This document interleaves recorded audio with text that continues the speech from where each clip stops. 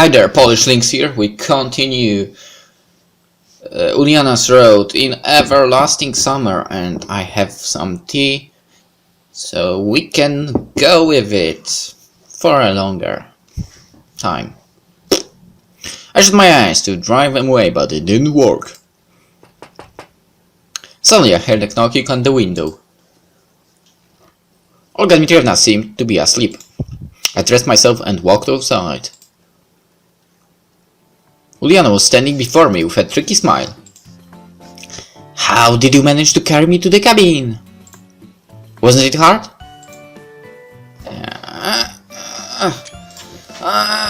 Well, that's a stupid question. Not really. What have you come for? I couldn't sleep, but at the moment, bed seemed to be the only place where I could reside with no suffering, which is why Uliana's sudden visit didn't please me at all. How was she? Did you get scolded? No, I avoided it somehow. That's great then, I always get lucky. That's for sure. My eyes began closing despite my will. It seems that slumber has finally come upon me. Look, I am very tired. This won't take long. Close your eyes. It was the easiest thing to do, and I didn't even want to know what she needed it for. Maybe that way she would leave me alone sooner. I closed my eyes. And in that moment I felt a brief kiss. My eyes opened by themselves, but Uliana was already running away, waving her hand to me. I stood still, benumbed, and I couldn't even manage to shout anything after her.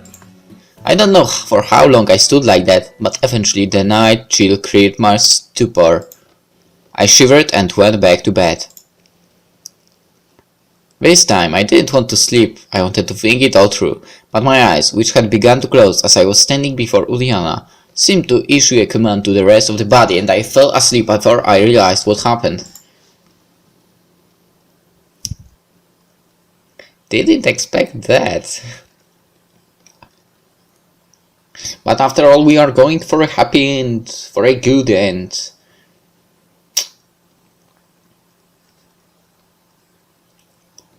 I can't say that my morning was good. Instead, I woke up absolutely broken. The room was filled with a bright sunlight. Outside the window, birds were light-heartedly chirping. I reluctantly dragged myself into a sitting position and stretched. I slowly started to recall the events of the previous day. A trip, a silly ghost game, Uliana falling asleep, and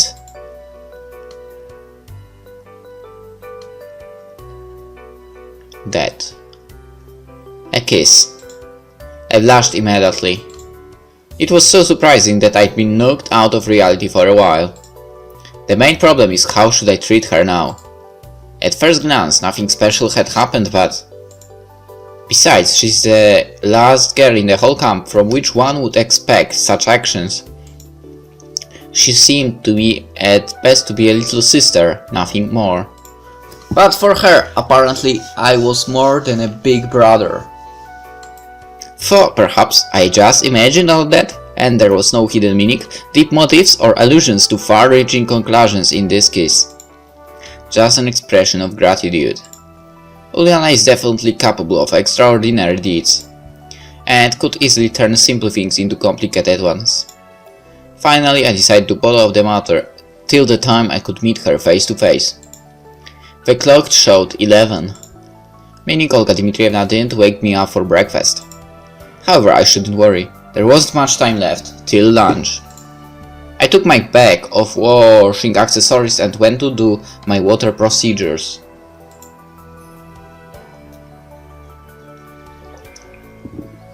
I didn't meet anybody on the way. Probably all the pioneers are busy with their own things. The place near the bases was deserted too.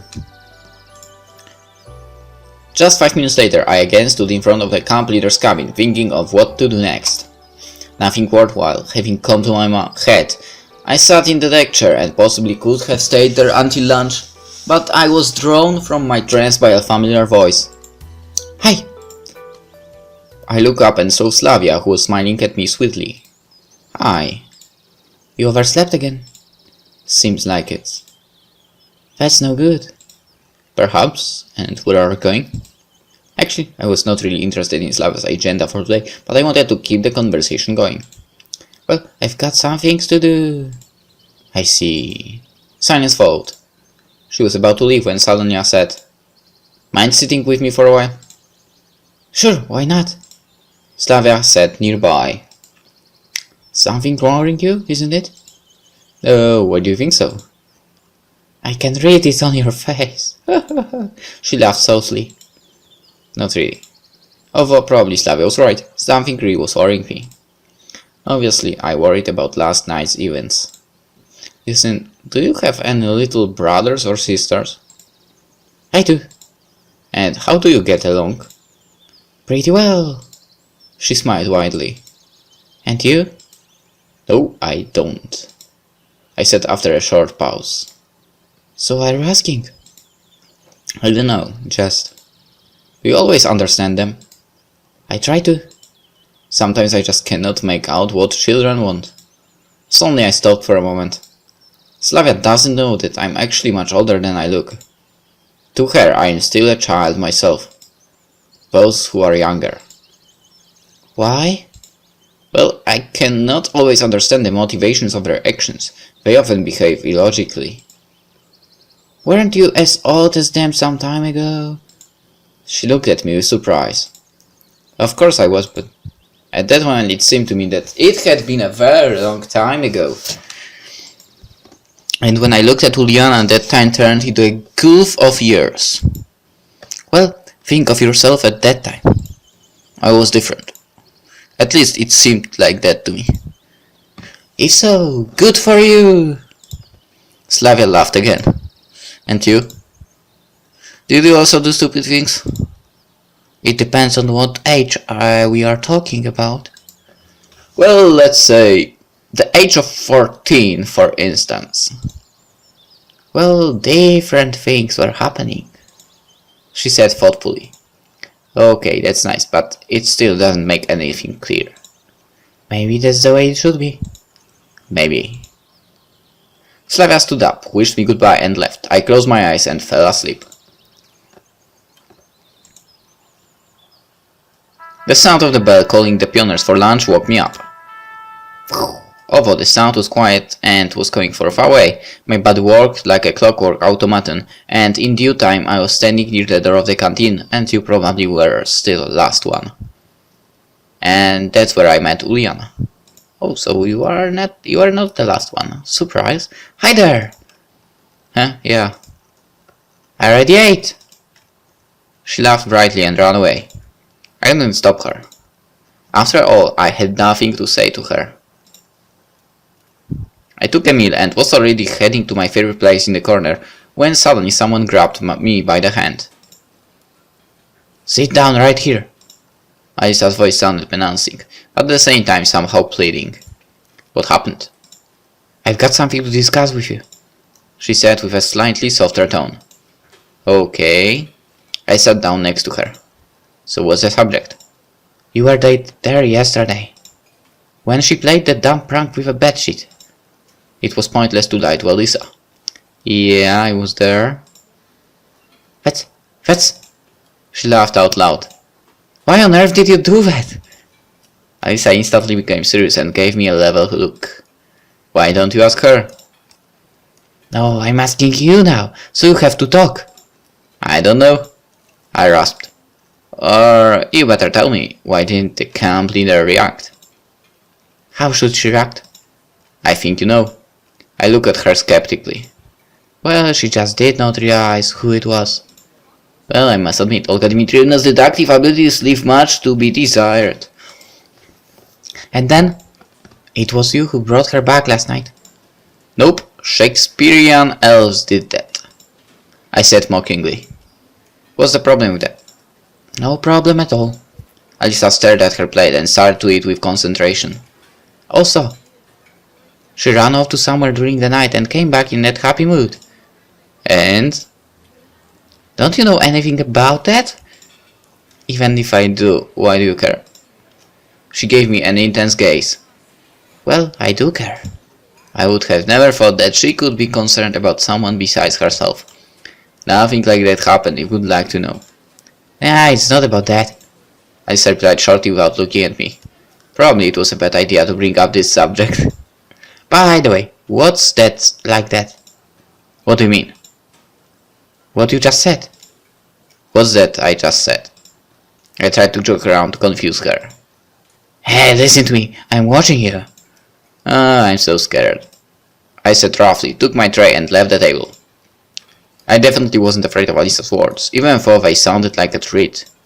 In fact, I was more interested by her concern for Uliana. Don't tell me Uliana is her sister! Maybe? Of all the local inhabitants, she was surely the last one you would expect to worry about another person. I walked out of the canteen and into a real Florence. The sun blazed so ruthlessly that nobody could stay under his scorching rays. It was time to find some cool and shady place. And the beach seemed like the best place for this. Really? The beach? There's no shadow at all. Oddly enough, the beach was not crowded. Perhaps most of the pioneers were scared of this scorching heat, or maybe they just decided to take a nap after lunch. I didn't bring my swimming trunks, so I just sat under an umbrella and began to watch the swimmers. Alright, there is a shadow. Sorry, I apologize. There was no one I knew and it was better that way, as I had an opportunity to sit quietly and think. 5.5 days have already passed since my arrival, and what has changed? There were a couple of unexplained but completely harmless events, but all in all, it was just a regular pioneer camp. And this was making me even more frightened. What's going to happen next? Another day, another week, and what's going to happen after the session's over? I've got nowhere to return to. Maybe in this time I hadn't been born yet? Or even worse. After thinking all this over for a few minutes, I went back to yesterday evening. Strange, but I worried about it much more than before. On the one hand, I wanted to say something to make the situation clear, while on the other hand I avoided any meeting with Uliana by all means, afraid of making a fool of myself with a wrong word or gesture. I closed my eyes and dozed off for a while. Again. When I woke up, I saw Lena by my side. Hello! How long have you been sitting here? I asked in surprise. Not too long. Strange that she did not wake me up. Did something happen? I don't know, but my sixth sense was telling me that she's eager to say something but doesn't dare. No, what about you? Neither. Are you sure? Of course. I smiled. Then what do you want to talk about? Why would you think I want to talk? It seems like it. Nah, not really. A long silence ensued. Do you have any little brothers or sisters? No, what about you? I don't. So why would you ask that? Sometimes I think that I don't understand children at all. Me too. Lena's face didn't express anything. But it's probably got to be like that. What do you mean? Ow, ow, ow. Headphones. Hurt. How should I treat them then? Treat them the way you think is right. Well, that's the whole idea. I don't know what is right and what is wrong. The more you think about it, the more you regret the mistake. Well, that's true, but it doesn't help. I was somewhat surprised by such profound words from Lena. Of course, she said all that with a trace of shyness or modesty and without inappropriate openness, but still. Do you mean that I should follow the first idea I get off top of my head? I laughed. As the saying goes, your first thought is the right one. Do you believe that? I believe that. That thought, well, that quote actually worked for me on exams so well. The first thought is good and I change the thoughts and you know what happens. I don't know. We sat there for some time, then she stood up. Well, I've got to go. Thanks for the conversation. Don't mention it. Then I smiled faintly. I lay down and stared at the burning sun. Your first thought is right, huh? And what if my first thought was to kiss her back? By the way, what was the first thought that came to me at that time? I tried painfully hard to remember, but nothing worked. Not even scraps of thoughts surfaced in my brain. However, in that situation, I could only follow Lena's advice, since it all happened so suddenly. The sun was setting slowly, so I rose and went towards the canteen, as my stomach told me that even the participants in such a fantastic story should have regular meals. Somebody called to me at the square. It was electronic. He ran up to me, caught his breath and said, "Semyon!" Yeah, that's probably me. "Take it!" He handed me some kind of key. What's this? It's the key to our clubhouse. And why would I want it? Olga Dmitrievna asked me to, considering that I will not be returning there today. So give it to Shurik. He has his own business. So take it yourself. I can't. Why not? Listen, just take it. Why would I need it? What am I going to do with it? You'll give it back to me later. Listen. Well, I have to go. He shoved the key into my hand and ran.